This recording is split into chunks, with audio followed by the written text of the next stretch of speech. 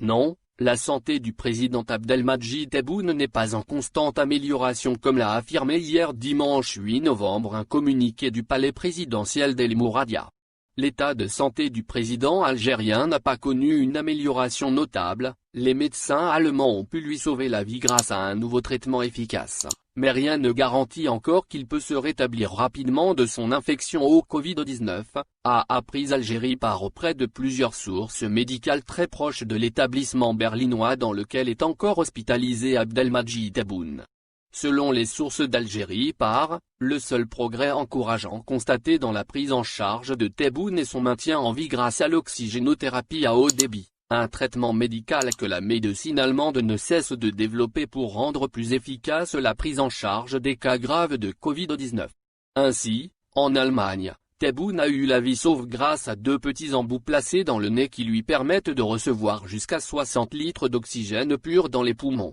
Grâce à ce dispositif, Tebboune arrive à manger, boire et parler. La méthode choisie par les médecins allemands est moins invasive et elle a prouvé auparavant dans les hôpitaux allemands qu'elle permet de réduire la mortalité et limite l'engorgement des services de réanimation. Cependant, il faudra attendre une dizaine de jours pour vérifier si le patient a commencé à se remettre des symptômes les plus sévères du Covid-19. Tebboune est hospitalisé en Allemagne depuis le 28 octobre dernier. Il faudra ainsi attendre d'ici le 15 novembre prochain pour constater des améliorations notables dans la prise en charge médicale de Tebboune. Jusqu'à aujourd'hui, les médecins font toujours parvenir suffisamment d'oxygène dans ses poumons pendant que le système immunitaire combat le virus. À la fin de ce traitement, les médecins allemands doivent vérifier si Abdelmadjid Tebboune peut réapprendre à marcher ou même à respirer et pour ce faire, il doit subir ce qu'on appelle une physiothérapie.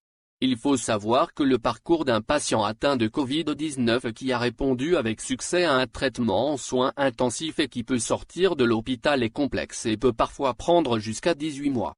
En vérité, tout dépendra des potentielles séquelles que laissera le Covid-19 sur le métabolisme de Tebboune car le président algérien pourrait à la fin de son traitement du Covid-19 affronter d'autres complications secondaires, mais ô combien dangereuses comme les complications cardiovasculaires ou une insuffisance rénale aiguë. Pour toutes ces raisons, il est encore tôt et risqué de parler d'une amélioration positive de l'état de santé d'un patient souffrant d'une forme grave de Covid-19. Abdelmadjid Tebboune entame aujourd'hui son 25 jours de maladie. Le début de son infection au Covid-19 remonte au 15 octobre dernier. Les formes les plus sévères de cette infection se sont développées 10 jours plus tard, soit entre 23 et 24 octobre.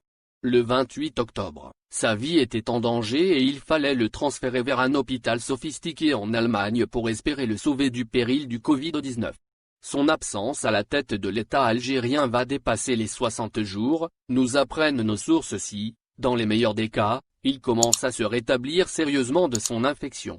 Rien n'a été encore décidé pour sa période de convalescence car comme pour de nombreux cas graves de Covid-19, il risque d'avoir besoin d'une armée de physiothérapeutes, d'orthophonistes, de psychologues et de personnel infirmier afin de retrouver toute sa forme ainsi que l'ensemble de ses capacités physiques ou mentales indispensables à l'exercice de ses fonctions présidentielles.